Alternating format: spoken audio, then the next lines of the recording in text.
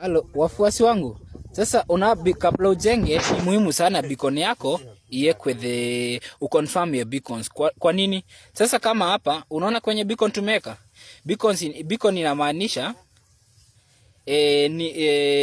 hii beacon inamaanisha hii ndio mwisho wa shamba, lakini unaona huko kwa neighbor bado amejenga mpaka mwisho. The reason neighbor amejenga kwa mwisho, hii ni block tofauti.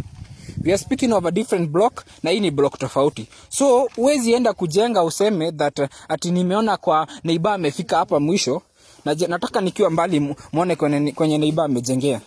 Huwezi jengea kwenye neighbor amefika ati by the fact that neighbor amejenga hapa ukuje ufanye the same. Neighbor hajafanya mistake, ako in a different block na wewe uko in a different block. Sasa zikiwa block mbili, huyu ambapo alikuwa nagawa shamba yake haku consult tu mwingine. Hao watu walikuwa watu wawili na walifanya kazi yao tofauti. Thank you.